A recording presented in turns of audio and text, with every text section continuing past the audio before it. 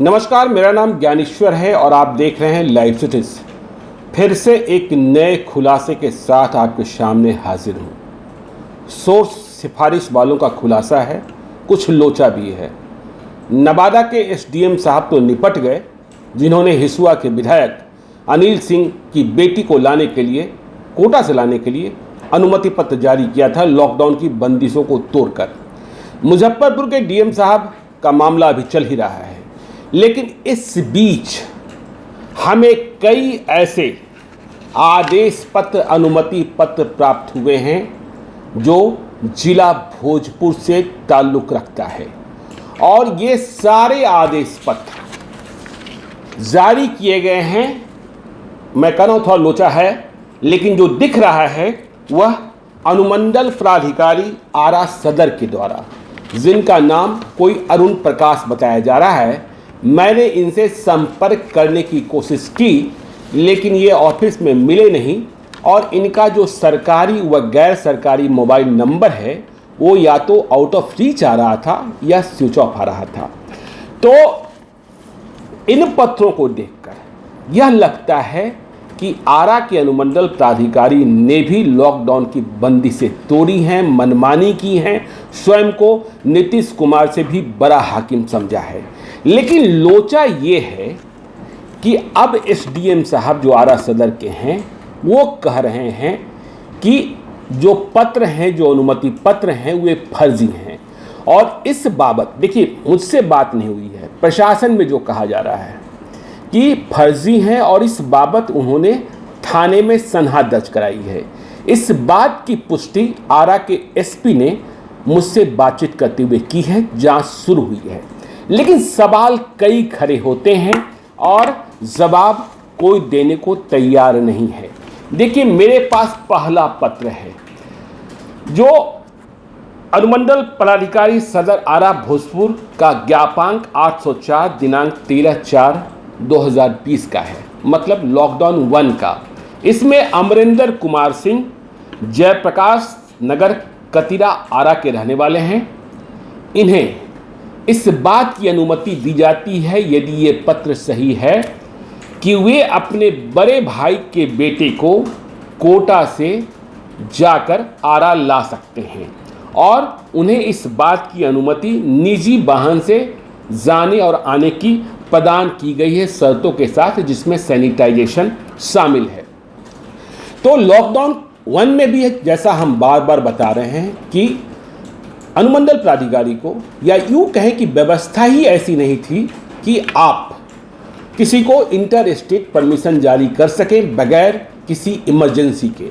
Emergency दिखती नहीं है, और नीतीश कुमार बिहार के मुख्यमंत्री कह चुके होते हैं कि कानून सबके लिए है, और यदि हम कोटा के बच्चों को बुलाएंगे तो लॉकडाउन की मर्यादा नहीं रहेगी। तो ये पहला पत्र। अब हम दूसरे पत्र पर आते हैं। लगातार देखिए कई पत्र वायरल हो रहे हैं। दूसरा पत्र, यह पत्र जो है 15 अप्रैल को, मतलब लॉकडाउन 2 के दिन जारी किया गया, उसी दिन जिस दिन नवादा के एसडीएम ने हिसुआ के विधायक अनिल सिंह के बच्चे को लाने के लिए जारी किया था।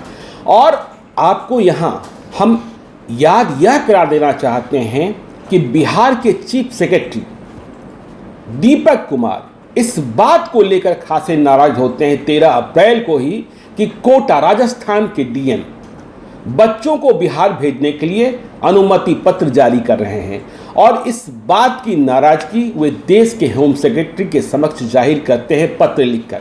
लेकिन जैसा कहा जा रहा है और जैसी बातें सामने आ रही हैं कि बिहार के विभिन्न जिलों से जो सोर्स सिफारिश वाले थे, जो वीआईपी थे, जो बड़े बाप के बच्चे थे, उन्हें लाने के लिए अनुमति पत्र लॉकडाउन की बंदिशों को तोड़कर जारी किया गया।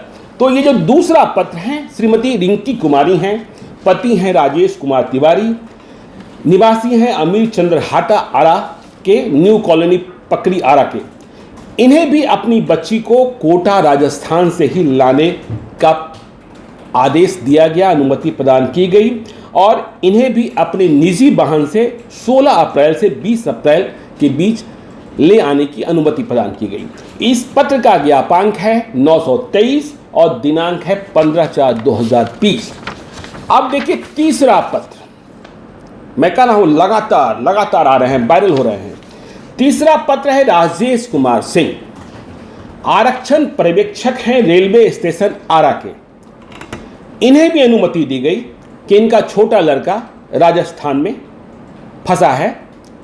बिहार के 6,500 बच्चे फंसे हैं, सभी बिलबिला रहे हैं, सभी रो रहे हैं, लेकिन मैं वही कहता हूं कि शोर सिफारिश वाले के बच्चे बाकी सब अनाथ। तो इसलिए इन्हें सिफारिश के आधार पर अनुमति मिलती है और बाकी सारे बच्चे वहीं फंसे रह जाते हैं। तो इन्हें भी, राजेश कुमार सिंह को भी अनुमति दी जाती है, यह भी अनुमंडल प्राधिकारी सदर आरा के कार्यालय के आदेश से। अब देखिए, ये पत्र और भी महत्वपूर्ण है, विवेचना हम आगे करेंगे क्राइम एनालिस्ट के रूप में, क्योंकि एसडीओ साहब ने शायद एक सनहा दर्ज कराया है जिसमें वे कह रहे हैं कि फर्जी आदेश पत्र जारी किए गए हैं, उनका हस्ताक्षर नहीं है। तो यह बात कैसे सिद्ध हो, प्रमाणित हो, इसे भी जानने और समझने की जरूरत है। तो देखिए, ये 18 अप्रैल का पत्र है। अब यदि यह पत्र भी फर्जी है तो मामला बहुत गंभीर है, क्योंकि ये जो आदेश पत्र है वह जिला कार्यक्रम प्राधिकारी भोजपुर ने प्राप्त किया है। मतलब अनुमंडल प्राधिकारी ने जिला कार्यक्रम प्राधिकारी भोजपुर को जारी किया, यदि ये पत्र सत्य है तो। और यहां मामला कोटा का नहीं है, किसी इमरजेंसी की बात भी नहीं है। बात बस इतनी है कि जिला कार्यक्रम प्राधिकारी जो निवेदक हैं उनकी बहू केंद्रीय विद्यालय धनबाद में है और वे उन्हें वहां से लाना चाहते हैं और इसी अर्जी पर उन्हें आदेश निर्गत कर दिया जाता है। धनबाद मतलब झारखंड। देखिए, बार बार हम कह रहे हैं, शोर सिफारिश वालों के लिए नियम कानून कुछ भी नहीं, सब कुछ टाक पर रख दो। इन्हें भी निजी वाहन से लाने ले जाने की अनुमति दी जाती है और कहा जाता है कि सैनिटाइजेशन करा लेंगे। देखिए, एक और पत्र जो है, पत्र तो नहीं है, एक कॉपी है जो वायरल हो रही है। कोई मनोज कुमार है, किसी गाड़ी का ऑनर नेम है।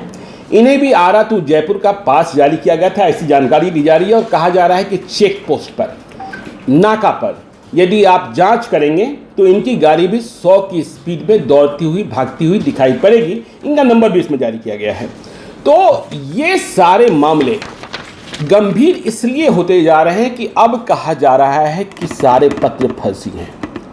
मेरे सवाल अब ठीक से सुनिएगा, लेकिन इसके पहले एक और जानकारी दे दें। मुझे इनमें से ही कोई एक मिला जिसने हमें ये बताया है कि नवादा के एसडीएम साहब का मामला जब तुल पकड़ने लगा, उस मामले का खुलासा लाइव सिटीज ने ही किया था और अंजाम तक भी हमने पहुंचाया। तो परसों रात को एसडीएम साहब के किसी करीबी का फोन सबों के पास गया और कहा गया कि जो आपके पास आदेश पत्र की ओरिजिनल कॉपी है उसे वापस कर दें। लोगों ने कोई बात समझी नहीं और वापस कर दी। मैं फिर से कह रहा हूं कि एसडीएम साहब से हमने संपर्क करने की कोशिश की, लेकिन वे मिले नहीं। आरा के एसपी ने कहा कि सनहा दर्ज किया गया है। अब देखिए, मेरा सवाल क्या है, यदि हम यह मान लें कि ये सारे आदेश पत्र फर्जी हैं और फर्जी बारे से लाया गया, तो यह मामला और भी गंभीर बन जाता है। सनहा भी दर्ज हुआ है, एसडीएम साहब मिल नहीं रहे हैं। तो मेरा कहना है कि यदि ये फर्जी बारा है तो सबसे पहले एसडीएम साहब के ऑफिस की जो डायरी पंजी है जिससे आदेश निर्गत होता है, ज्ञापांक भरा जाता है, तारीख भरी जाती है, उसे प्रशासन जब्त कर ले जांच में, ताकि यह दिखाई पड़े कि उसमें कोई छेड़छाड़ नहीं किया गया है या कोई नई रजिस्टर या नई डायरी नहीं बनी है। यह सबसे महत्वपूर्ण बात। यदि कोई छेड़छाड़ हुई है तो गंभीर मसला है, और यदि छेड़छाड़ नहीं हुई है तो इसका मतलब फर्जीवाड़ा हुआ है। तो ये पहली बात जांच में जरूर ध्यान दी जानी चाहिए। यह भी दिखना चाहिए, देखा जाना चाहिए कि जिन लोगों के नाम ये पत्र जारी किए गए, अनुमति पत्र, क्या उन्होंने आदेश प्राप्त करने के लिए संपर्क साधा था? संपर्क साधा था तो किससे साधा था? जो भी संबंधित प्राधिकारी हैं या जिनका नंबर दिया गया आदेश अनुमति पत्र लेने के लिए, पास लेने के लिए, क्या उनके मोबाइल में इनके मोबाइल के साथ कोई कन्वर्सेशन है, मतलब सीडीआर की जांच हो। और सीडीआर की जांच सिर्फ उस अधिकारी की नहीं, उस प्राधिकारी की नहीं, उस बाबू की नहीं, एसडीएम साहब की भी जांच हो। एसडीएम साहब का जो सरकारी नंबर है, गैर सरकारी नंबर है, सबों की जांच हो कि क्या इन लोगों से एसडीएम साहब ने कभी कोई बात करी है। अब रही बात, देखिए इस पर जो हस्ताक्षर है, यदि यह फर्जीवाड़ा है तो जिन लोगों ने फर्जीवाड़ा की है एसडीएम साहब के नाम से, उनके खिलाफ कानूनी कार्रवाई होनी चाहिए। लेकिन जो पत्र हमें मिले हैं या जो दिख रहे हैं, उन पत्रों पर एसडीएम मतलब अनुमंडल प्राधिकारी एसडीओ आरा सदर का जो हस्ताक्षर है, देखा यह जाना चाहिए कि क्या यह हस्ताक्षर सही है या नहीं है। नहीं है तो वह नटवर लाल कौन है जिसने एसडीएम साहब का साइन कर दिया। एसडीएम साहब कह रहे हैं कि मेरा साइन नहीं है, तो यह सही है कि नहीं है। तो मामला देखिए अब चूंकि आपराधिक हो जाता है, तो इसलिए एसडीएम साहब के साइन को और इन सारे पत्रों के साइन को तत्काल प्रभाव से मामला पुलिस में पहुंच ही गया है। इसे फॉरेंसिक जांच के लिए फॉरेंसिक लेबोरेटरी में भेज देना चाहिए। दूध का दूध, पानी का पानी हो जाएगा। एसडीएम साहब सच बोल रहे हैं कि फर्जीवाड़ा करने वाले सचमुच माहिर हैं।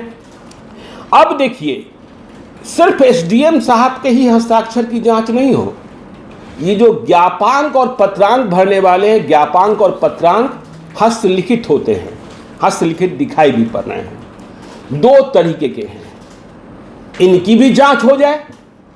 जो ज्ञापांक और पत्रांक भरने के लिए अनुमंडल प्राधिकारी के कार्यालय में अधिकृत बाबू हैं, उनका लिखने का जो स्टाइल है उसे प्राप्त कर लिया जाए, और इस पर जो स्टाइल है फिर इसे फॉरेंसिक लेबोरेटरी में जांच के लिए भेज दिया जाए। दूध का दूध, पानी का पानी हो जाएगा। इन सारे पत्रों पर मुहर भी लगी है, अनुमंडल प्राधिकारी के कार्यालय की मुहर लगी है, अनुमंडल प्राधिकारी की मुहर लगी है। सवाल ये पैदा होता है कि इस लॉकडाउन पीरियड में ये मुहर बनाने वाला व्यक्ति कहां से आ गया है? ये फर्जीवाड़ा है, किसने बनवाया मुहर? अलग अलग व्यक्तियों ने अलग अलग व्यक्तियों के नाम से आदेश पत्र जारी है, तो क्या सबों ने अलग अलग मुहर बनवाई, या कोई एक ही व्यक्ति है जो मास्टरमाइंड है? यदि यह फर्जीवाड़ा है तो वह मुहर बनवाकर फर्जी आदेश पत्र जारी कर रहा था, तो यह बड़ा सवाल। ठीक इसी तरीके से जो कंप्यूटर है जिस पर इस तरीके के अनुमति पत्र टाइप किए जाते हैं एसडीएम साहब के कार्यालय में, उसे तत्काल जब्त कर लेना चाहिए, क्योंकि सनहा और एफआईआर की बात तो हो ही गई है। उनके आईपी एड्रेस से और उनकी वर्क हिस्ट्री से इस बात की जानकारी प्राप्त कर लेनी चाहिए कि क्या इस तरीके का आदेश उस कंप्यूटर पर टाइप किया गया था, इन व्यक्तियों के नाम टाइप किया गया था, या फिर इस मामले के उजागर होने के बाद कंप्यूटर के साथ कोई छेड़छाड़ की गई, वर्क हिस्ट्री को मिटाने की कोशिश की गई। ये सारे मामले जो हैं, और मोबाइल सीडीआर जांच हो, तब मालूम होगा कि क्या गलत कौन सही। देखिए, मैं ये नहीं कह रहा हूं कि फर्जीवाड़ा नहीं हो सकता है, फर्जीवाड़ा हो सकता है, लेकिन यदि फर्जीवाड़ा किसी ने की है और यदि कोई गिरोह है तो उसे भी नंगा किया जाना चाहिए।